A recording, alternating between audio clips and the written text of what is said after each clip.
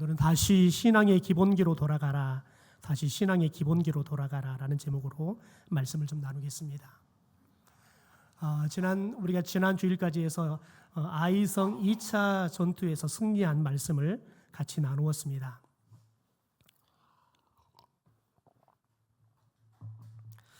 여러분, 우리가 인생을 살아갈 때 때로는 단맛도 보고 때로는 쓴맛도 보잖아요. 그게 인생입니다.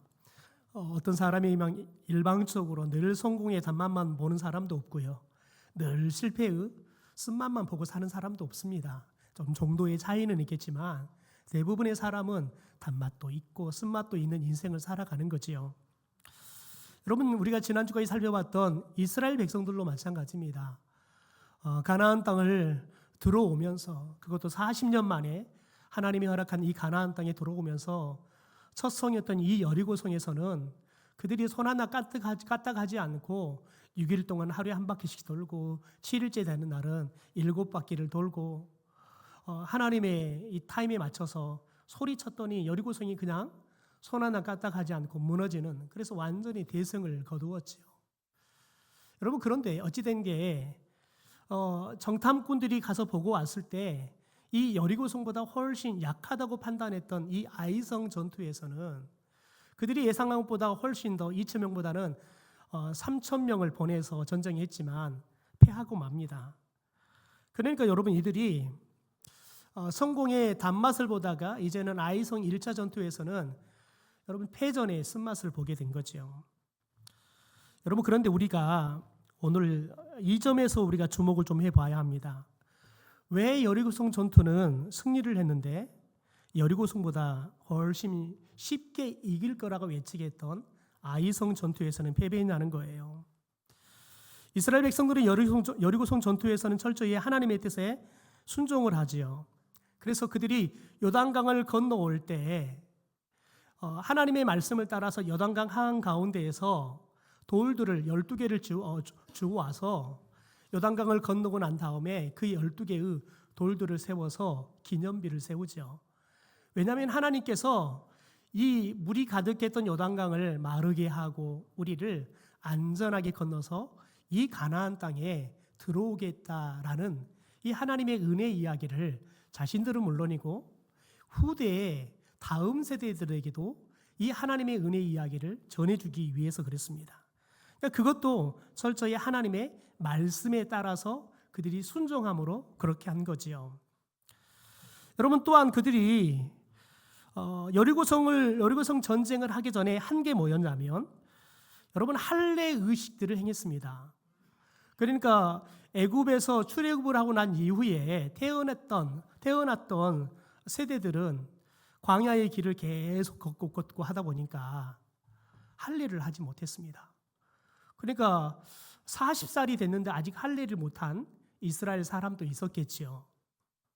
그래서 이 전쟁을 앞두고 하나님의 말씀에 의지해서 그들이 할례를 행하게 됩니다. 그래서 하나님과 언약 백성으로서의 이 언약을 갱신하는 작업을 하는 겁니다. 그래서 우리들이 하나님의 백성이 됐다라는 것들을 이 할례를 통해 다시 한번 하나님과의 관계들을 회복하는 시간을 갖지요. 더 나아가서는 그들이 유월절을 지킵니다. 여러분, 유월절이 뭡니까? 애굽에서 그들이 430년 동안 노예 생활하는데 하나님께서 10가지 재앙을 통해서 애굽으로부터 그들을 구출해 주셔서 출애굽을 한 것을 기념하여 지키는 절기입니다. 그러니까 하나님이 베풀어 주신 은혜에 대해서 그들이 감사하는 절기예요. 그런데 그들이 여러분, 이 여리고성 전쟁을 앞두고 하나님께서 유월절을 기념하여 지켜라 라고 말씀하신 이 절기를 말씀을 따라서 지켰다는 겁니다. 여러분, 그런데 한번 봐봅시다.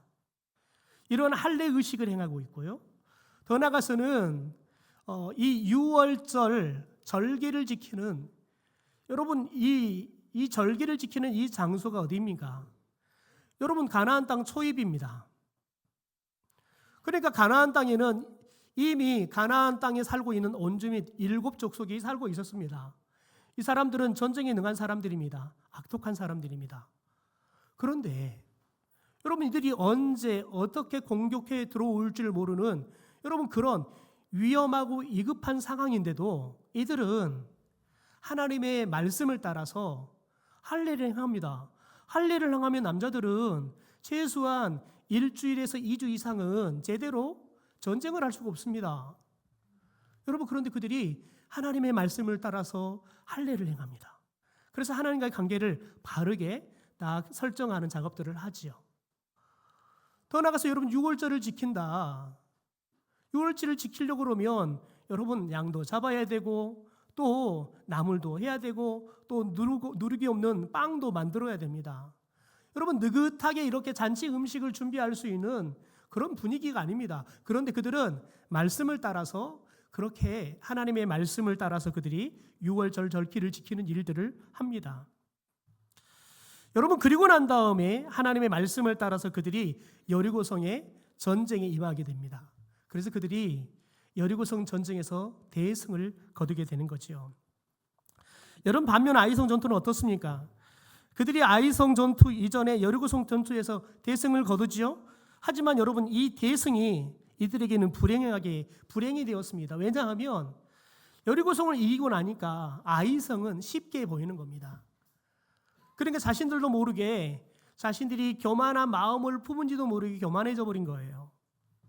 더 나아가서 여러분, 그들이 자만에 빠져버립니다. 이게 독이 된 거지요. 대승이 독이 된 거예요.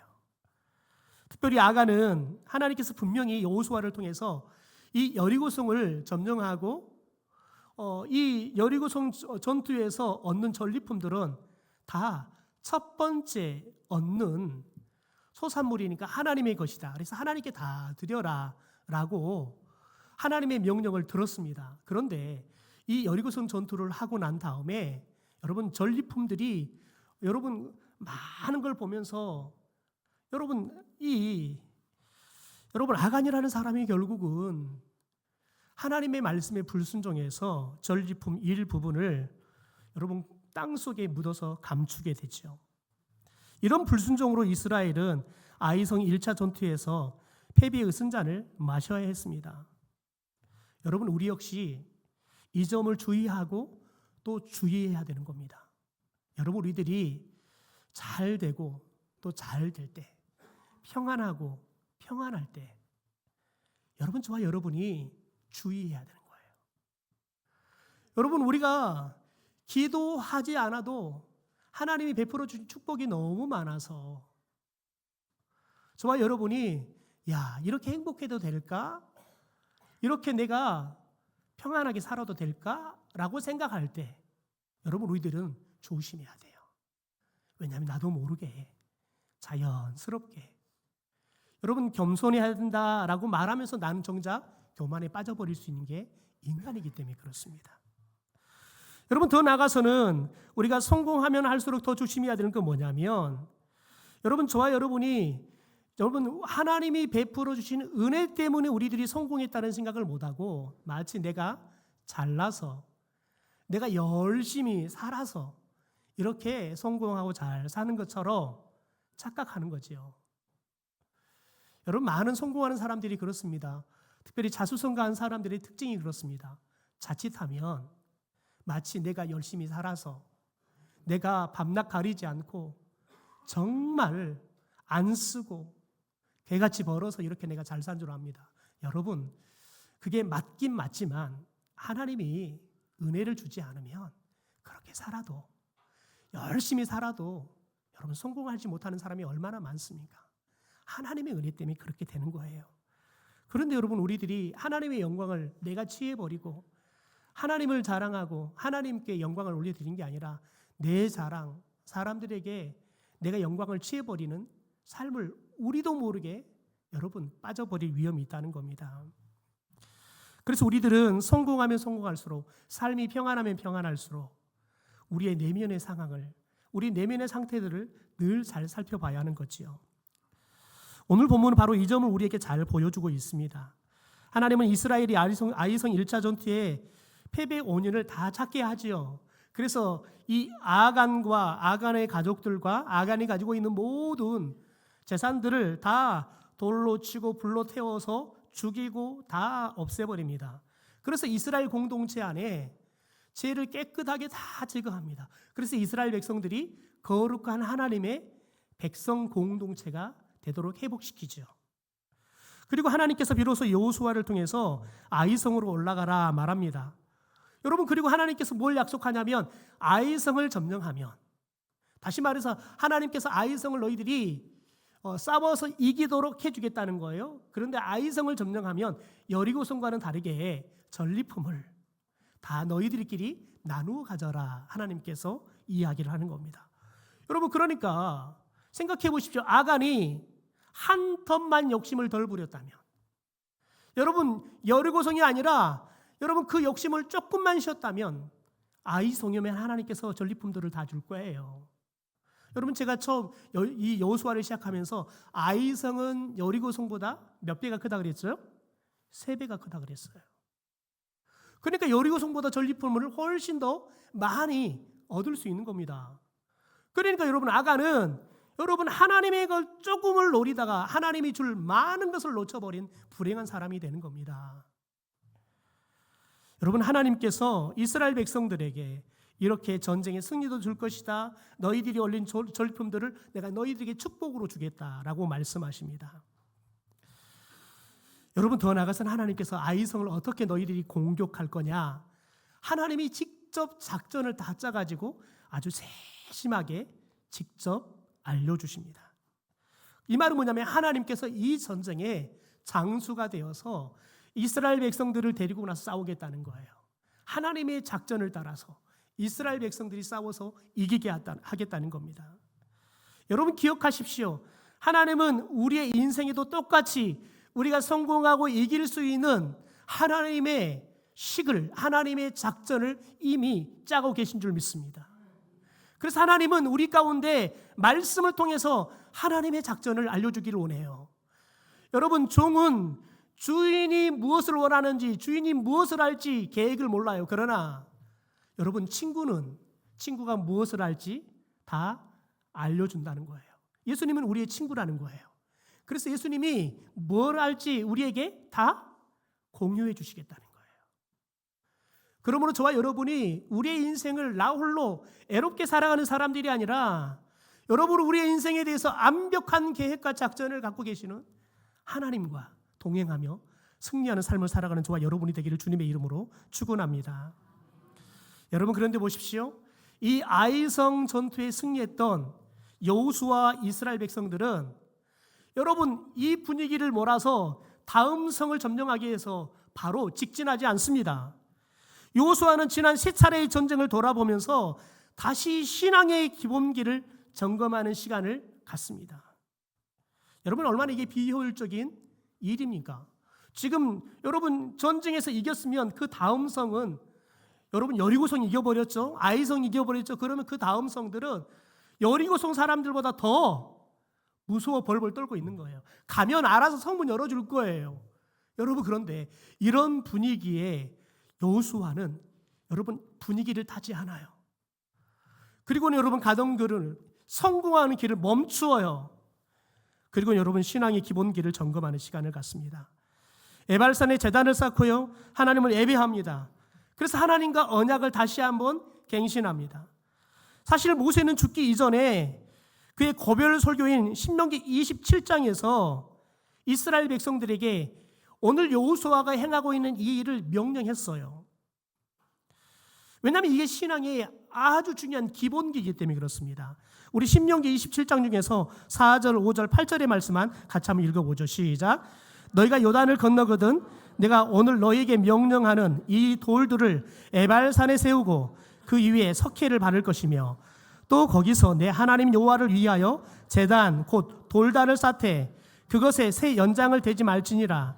너는 이 율법의 모든 말씀을 그 돌들 위에 분명하고 정확하게 기록할지니라. 여러분, 그래서 여호수아와 이스라엘 백성들은 모세의 말대로 에발산에다가 제단을 쌓습니다.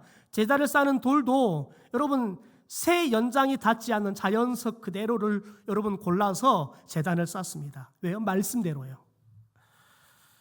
여러분, 여기에 등장하는 에발산, 이것은 세겜 지역의 북쪽에 있는 사람입니다. 여러분, 그리고 오늘 그림심산이 등장하는데 축복의 산이라는 별칭을 갖고 있죠. 이 그림심산은 여러분 세겜 땅에서 남쪽에 있는 산입니다. 그러니까 남쪽과 북쪽에 특별히 그림심산, 그리고 북쪽에는 에발산이 자리를 잡고 있는 거지요. 여러분, 그런데 우리가 그러면 이 에발산과 여러분 그림심산을 여러분 가지고 있는 이 특별히 세겜이라는 지역이 어떤 곳인가를 우리는 잘 살펴봐야 합니다. 여러분, 세겜은 아브라함이 가나안 땅에 들어와서 제일 먼저 제단을 만들어서 하나님 앞에 예배했던 곳이 바로 세겜입니다. 야곱이요, 삼촌 라반의 집에서 살다가 이제는 하나님의 말씀을 따라서 가나안 땅으로 돌아오게 됩니다. 그래서 가나안 땅에 도착해서 그가 살아야 할 거처로 처음 땅을 샀던 곳이 바로 이 세겜입니다. 여러분, 이렇듯 이스라엘의 믿음의 조상들이 가나안 땅에 처음 들어와서 세겜에서 처음 단을 쌓고요, 거기에서 하나님 앞을 예배했어요.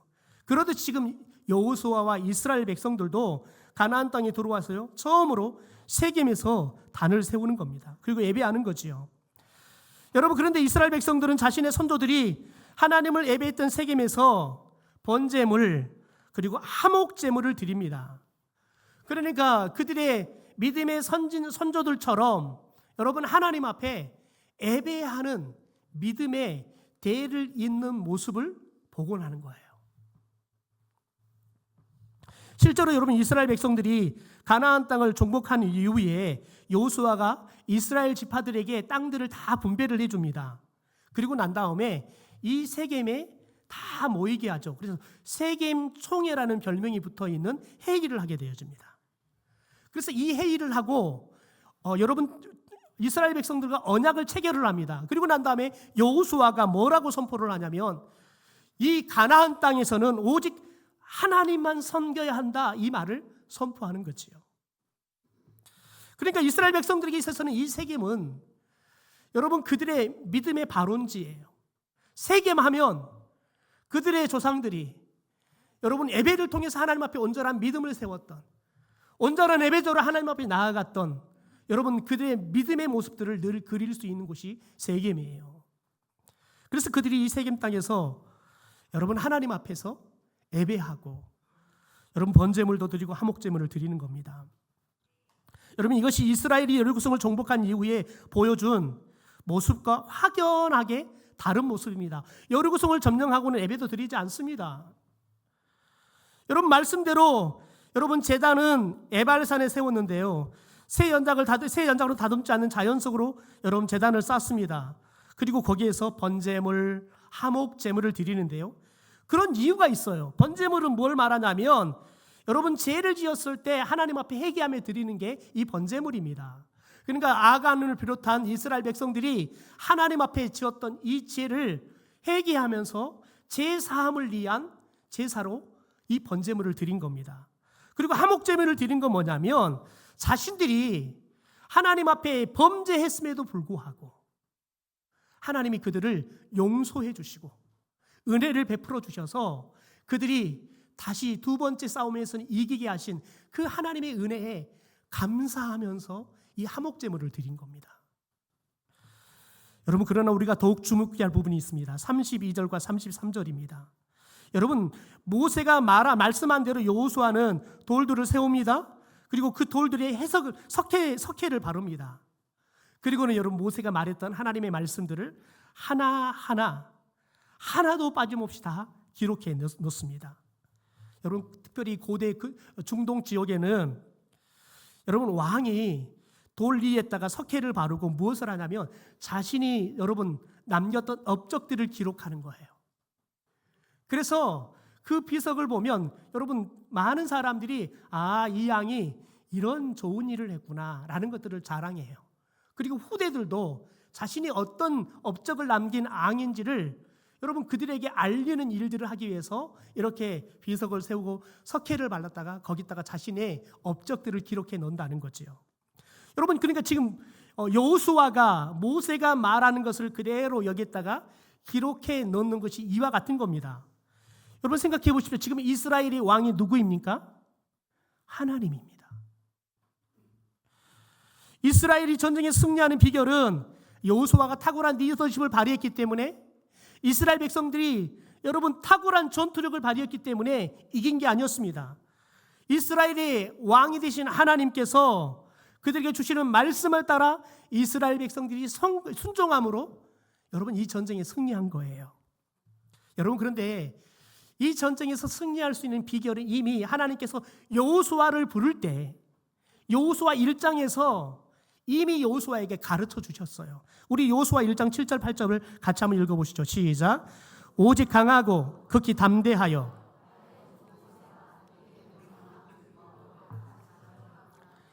우로나 자로나 치우치지 말라.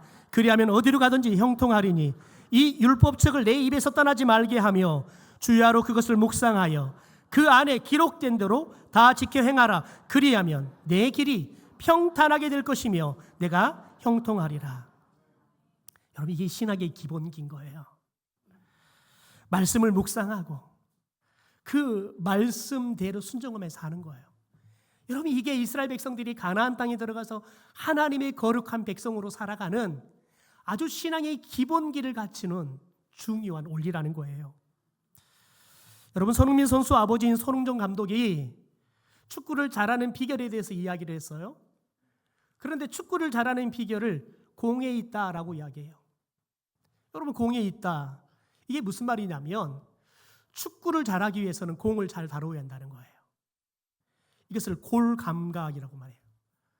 그러니까 선수들이 골 감각을 잘 키우면 훌륭한 축구 선수가 될 수 있다는 거죠.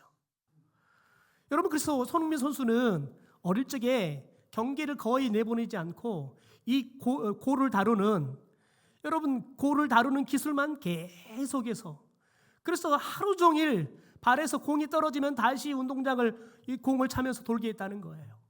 그래서 공을 발휘해서 자유자재로 여러분 갖고 놀 수 있도록 이 골 감각을 길러주는 훈련들을 했다는 거지요. 여러분, 그런데 이 손흥정 감독이 이야기하는 이 축구를 잘하는 비결이 축구에 대해서 조금이라도 아는 사람은 누구나 알 수 있는 상식적인 이야기입니다. 그런데 생각해 보십시오. 여러분 10년, 15년, 20년 공을 차는데, 그래서 국가에서 가장 공을 잘 쳐서 국가대표로 가는 선수들이 여러분 어떨 때 보면 공을 헛발질하잖아요. 여러분, 그 한 사람을 제치지 못해가지고 공을 빼앗겨 버리잖아요. 그러면 여러분, 우리들이 축구 보다가 아유, 세상에 국가대표가 돼가지고 공을 적분히 못 찬다고 우리가 비웃잖아요. 여러분 생각해 보세요. 그들이 골 감각이 탁월하면 공을 잘 찬다고 모르겠어요? 여러분, 그런데 연습을 해 때로는 그 골 감각이 다른 사람보다 뒤처질 수 있다는 거지요. 신앙도 마찬가지입니다. 여러분, 신앙의 기본기가 교회를 조금만 다녀도 하나님의 말씀에 있다는 것을 여러분 상식처럼 압니다. 여러분, 그러나 질문해 봅시다. 우리가 여러분 정말 말씀을 즐거워해서 주야로 묵상하며 살아가는 사람이 얼마나 될까요? 더 나아가서 그 말씀을 머리로만 이해하고 아는 것이 아니라 삶으로 순종하며 사는 성도들이 얼마나 될까요? 여러분, 성경 전체를 한 문장으로 요약한다 그러면 마태는 하나님을 사랑하고 이웃을 사랑하라 라고 정리를 합니다. 그래서 하나님을 사랑하고 이웃을 사랑하라는 이 말이 온 율법이다, 선지자의 강령이다 라고 마태는 마태복음 22장에서 정리를 합니다. 여러분, 그렇다면 어떻게 하면 우리가 하나님을 사랑할 수 있을까요? 여러분, 요한복음 14장에 사도 요한은 그 비결을 우리에게 가르쳐주고 있습니다. 우리 요한복음 14장 15절 21절 같이 한번 읽어보시죠. 시작. 너희가 나를 사랑하면 나의 계명을 지키리라. 나의 계명을 지키는 자라야 나를 사랑하는 자니 나를 사랑하는 자는 내 아버지께 사랑을 받을 것이요 나도 그를 사랑하여 그에게 나를 나타내리라. 여러분, 예수님을 사랑하면 뭐 한다고요? 그분의 말씀대로 순종하며 산다는 거예요. 여러분, 계명을 지키는 사람이 예수님을 사랑하는 사람이고요, 예수님은 말씀에 순종하여 사는 사람한테 자신을 나타내 보여준다라고 이야기해요. 여러분, 그런데 저와 여러분이 신앙생활을 30년, 40년 했는데 예수님이 여러분에게 나타나셨습니까? 예수님이 여러분이 나타나신 걸 본 적이 있으십니까? 왜 우리에게는 보이지 않을까요? 예수님이 왜 나타나지 않을까요? 오늘 말씀에 근거한다면 우리가 하나님의 말씀을, 예수 그리스도의 말씀을 지켜 행하지 않기 때문에 그렇습니다.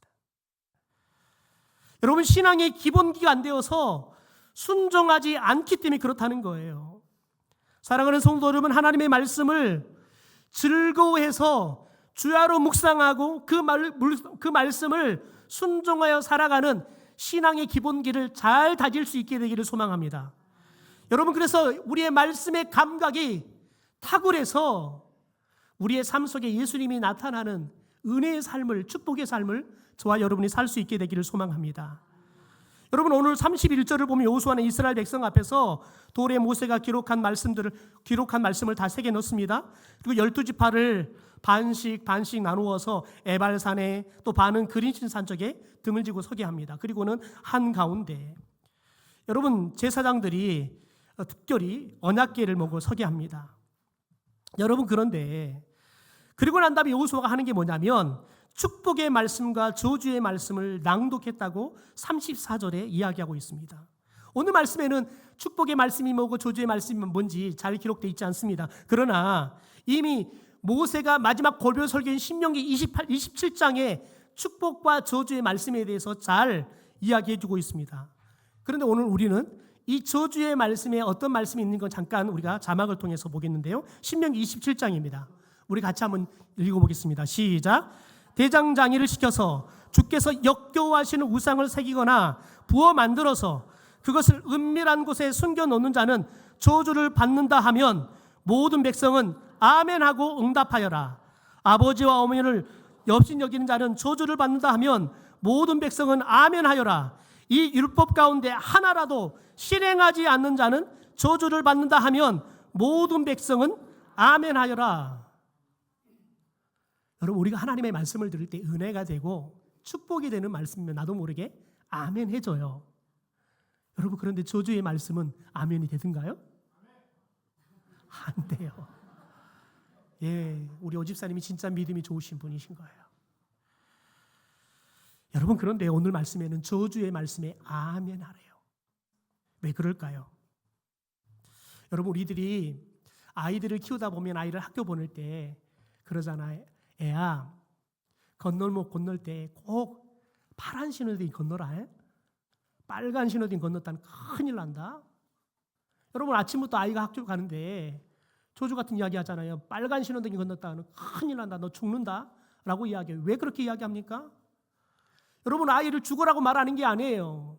아이를 살리기 위해서 파란 신호등에 건너라. 그래야지 너가 사고 나지 않고 안전하게 학교 갈 수 있다라고 말하는 거예요. 여러분, 지금 하나님께서 저주의 말씀은 하지만 실은 우리를 죽이기 위해 저주의 말씀을 하는 게 아니에요. 우리를 살리기 위해서 말하는 거예요. 여러분, 생각해 보세요. 오늘 말씀을 보면 저주를 받는다 하면 뭐 하라고요? 백성들 어떻게 해야 돼요? 아멘 해야 돼요. 한번 해볼까요? 제가 읽겠습니다. 여러분, 주께서 역겨워하시는 우상을 새기거나 부어 만들어서 그것을 은밀한 곳에 숨겨 놓는 자는 저주를 받는다.